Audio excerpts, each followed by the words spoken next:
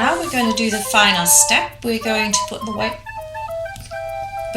waistband and the ties together. So I've got my waistband with my ribbon, and I'm taking the ties, and on either side I'm just going to attach them with a 1 centimeter seam allowance. So I'm putting a few pins in, so I'll be like that, and then I take the other tie and I put that right sides facing on the end on this side. And again, I put a few pins in. All I have to do now is to sew it down with a 1 centimeter seam allowance. Over to the sewing machine. Don't forget to lock in your stitches at the beginning and at the end. Next step is to press it to either side. Right, you can just do that with the fingers if you like, and then we're going to top stitch on either side. Make sure that your stitch length for top stitching is always a little bit longer, so 3 or 3.5. Keep a good distance to the seam line, and that's it. Now we just turn down the waistband and we're sewing it to the top of the apron with the right sides facing, and you can see that the edge here lies inside your bias binding. If you work the apron a little bit different, I'm showing you that in the Christmas one, then it will lie exactly on top of each other. But when you bind it, it doesn't quite. So make sure you don't try to hold stuff in there, okay? Just go to the inside of the bias binding. And I'm just going to pin this on, and then we're going to sew this with a 1 centimeter seam allowance. And of course, if you have a stripe or if you have a check, you'll have a really good line that you can keep to. So if you've not been sewing very much before, that's really great, and it'll look absolutely fab. As you can see here, it'll be dead straight. Lock in your stitches.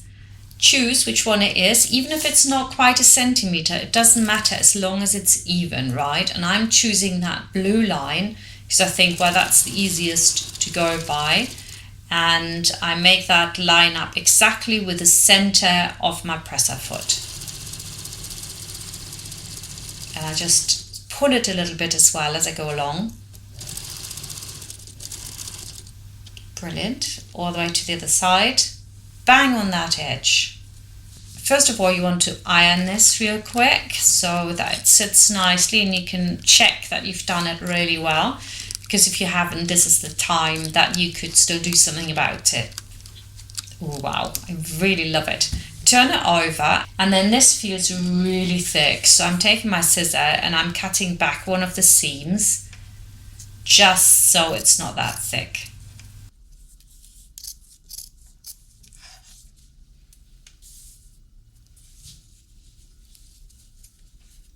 Also cut back the really thick parts here, and then it'll be really nice and flat. Now we're gonna just see how that is gonna look. That's just gonna be turned in here. But before we do that, we want to close the ties. So we just put them on top of each other. You want to reduce the stitch length to like 1.5 or something for the tip, and then you can lengthen it again. And we're sewing all the way to the waistband. You can sew a little bit further. It's a technique actually that people that sew or have sewn for a longer time, they use that as well when they're putting on skirts, this kind of like rolling it up a little bit and then just hiding it in and pulling it sideways and going as far as they possibly can, sewing everything together and having like an almighty sausage in there. But when you start sewing, I would say just sew to right where the waistband starts, because it's really easy to get this wrong and to pull it a bit, and then it won't look nice. And because we are top stitching this anyway, it's all going to be caught, so you don't have to do any hand stitching anyway. So just go for as far as you can go, but just to the beginning is absolutely fine, or even stop slightly in front of it, it doesn't matter. Right, over to the sewing machine, stitch length down to just 1 or 1.2. Go backwards and forwards a few times and then lengthen your stitch length again.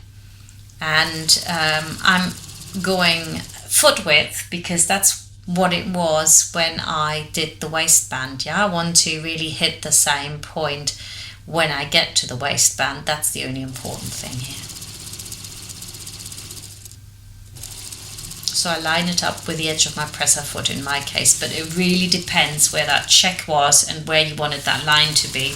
And I just went for slightly less than a centimetre because it looks better. There we go. Just let it glide into the same line that you have, where you sewed the waistband on.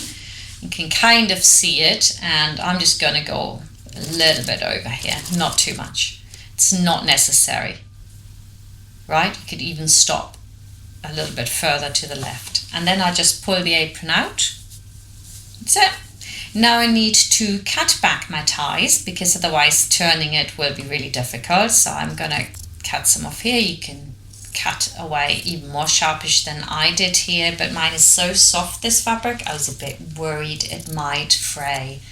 Then get yourself a pencil or a stick of some sort, and then we're going to put that one in and we pull the fabric over it until it gets to the other side. That's what I always tend to use because I've always got a pencil there. I do a lot of pencil drafting. When I do my first patterns, I draw them out with pencil first, and so I've got like umpteen pencils, they're everywhere.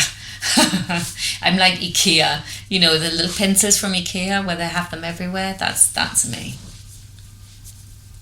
Right, so I'm coming to the side, and then I can grab it and pull it through, and then you've turned your tie inside out.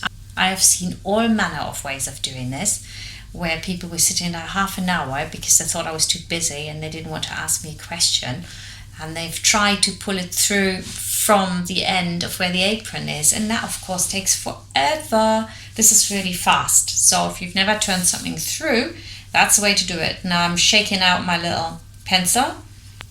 There you are. Hello, my friend. So now we're going to move out the edges of our seam, and we're rolling them out so they're right in the edge where we're going to iron. And when you're pulling out the corners, don't ever go in straight from the top. Go sideways a little bit and then pull stuff out. It makes all the difference, because when you have all that pressure on, sometimes you just, a right hand will just go woof and it's frayed, and I've got all the fibers hanging out, which is not what we want really. So if you come in a little bit sideways, it's way easier. I've done a better job on this side than on the other side, so we're going to continue on that, and I'm going to do one side slightly worse, not quite, doing it right, and see what the difference is. Also, you can see me here do something what my students always said, that's so disgusting. I always like to lick my fingers a little bit, because when you have a bit of saliva on it, it might be disgusting, but it's way easier to roll the edge out. And final step is to give it all a good press. Now I'm moving on to pressing the waistband as well, and I really turn that in here. And I was a bit frightened that I might not have enough, so I thought, I'll let it hang over the, the stitching line a little bit. And I ironed it from the outside, and then I started pinning on the inside, but it looked perfect, doesn't it? It's really, really lovely. So then I started pinning, and as I was pinning, I thought, this doesn't look very nice. Sometimes you want to be overly careful, and it's actually not very good. And I just looked at it and I thought, no, I really don't like it. So trust yourself. Just do it so the lines look good, right? Look, perfect.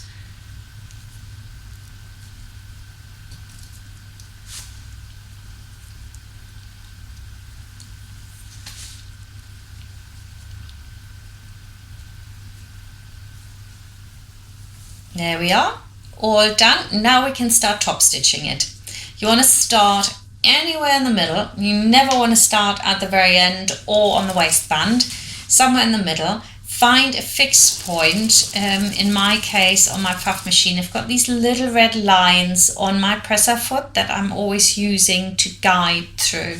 And then my left hand just, again, it just holds the fabric, and the right hand just pushes it through. So you won't have as good a control over your left hand when you first start.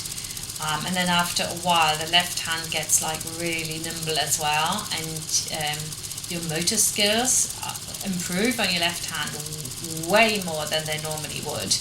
And so I'm using my fingers like a guide to go through, and they're automatically in the right place to line it up. You can see I've put a double thread in the corner so that I have something to pull on, because otherwise the fabric is just going to be sucked into the machine and just hammer on that same spot, which is really bad. So you pull it.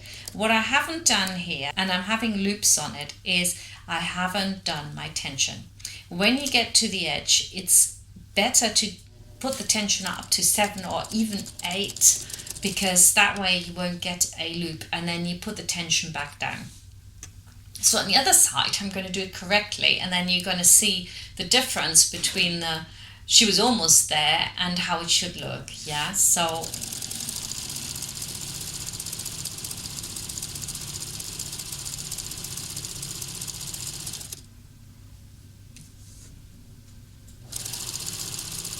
when you get to the waistband, again, you want to have a bit of pressure on it and pull it so that you don't get stuck, especially if you have a sewing machine that's not so good.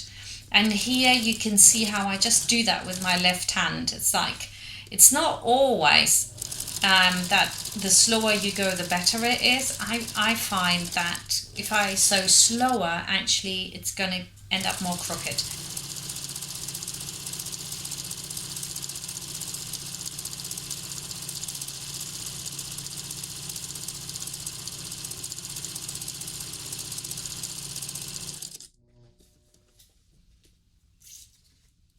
So now I'm going to put a double thread again right through the tip here. Come on. Oh, doesn't want to go through. Had a bit stuck in there. Right, like that, so I can hold on to it. And now I'm going to put the tension up to 8 as well. There we go. And move it around, and I can pull it. Wow, and that gives you a perfect result. Back down with the tension. Look, absolutely no loops, so that's perfect. This is how you should be doing it. And we go to the same point where we started. Job done. Well done. If you got to this point, you have made a beautiful apron. I hope you learned something. Don't forget, we've got a few more aprons here in the Academy underneath it that you can find. There's a Christmas apron, and even if you're not making a Christmas apron, it's a different techniques. You can have a look at that. Here you can see on the left hand side how it's really done well, and this has got like loops, right? So the tension is vital. Put the tension up and it'll come out absolutely perfect. Right, so you can try watching a few of the other videos. I'm showing you various techniques. They're all in the different sections, and you can learn a lot actually and practice a lot, and they make such great gifts. I hope to see you soon in another sewing course. Bye for now.